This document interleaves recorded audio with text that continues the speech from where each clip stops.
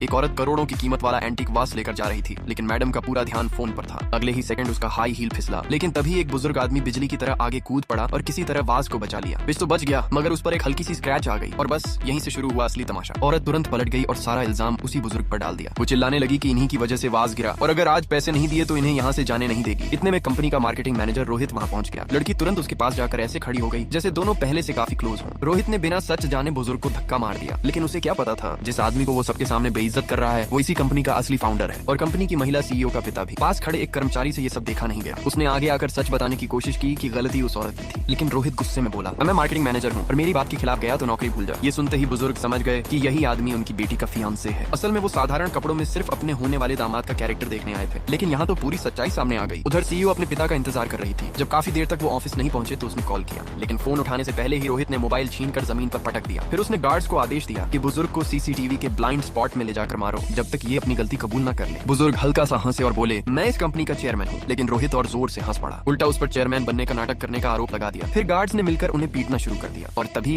सीढ़ियों से नीचे उतरती सीईओ ने ये पूरा नजारा अपनी आंखों से देख लिया। वो गुस्से में बोली, यहाँ क्या हो रहा है? रोहित तुरंत एक्टिंग करने लगा। उसने कहा कि ये बूढ़ा आदमी कंपनी में हंगामा कर रहा था और लड़कियों को छेड़ रहा था। साथ खड़ी लड़की भी नकली आंसू बहाते हुए बोली, इसने मुझे गलत तरीके से छूने की कोशिश की। सीईओ ने बस इतना कहा, मामला ज्यादा मत बढ़ाओ, इसे बाहर निकाल दो, क्योंकि उसे अभी भी पता नहीं था कि जिसके साथ ये सब हो रहा है वो उसका अपना पिता है। फिर गार्ड्स ने बुजुर्ग का सामान खंगालना शुरू कर दिया। उनका बैग, कपड़े सब जमीन पर फेंक दिए गए। एक गार्ड बोला, ये चोर जैसा तो नहीं लग रहा, बल्कि ऐसा लग रहा है जैसे कोई दूर से घर लौट कर आया हो। लेकिन रोहित को किसी बात से फर्क नहीं पड़ रहा था। उसने गुस्से में कहा, इसके कपड़े भी उतरवा दो, देखो कहीं कुछ छुपाया तो नहीं। इतना सुनते ही माहौल और गंदा हो गया। बुजुर्ग गुस्से में बोले, तुम लोग बाद में पछताओगे। तभी भीड़ में खड़ी एक नई इंटर्न लड़की आगे आई। उसने साफ कहा, मैंने सब देखा है, गलती उस आदमी की नहीं थी, वो तो वास बचाने गया था। बुजुर्ग की आंखों में पहली बार थोड़ी उम्मीद दिखी। उन्होंने मुस्कुराकर कहा, धन्यवाद, कम से कम किसी ने सच बोलने की हिम्मत तो की। लेकिन सच बोलने की कीमत उसे तुरंत चुकानी पड़ी। पार्ट 2 के लिए कमेंट करें और ऐसे वीडियो के लिए सब्सक्राइब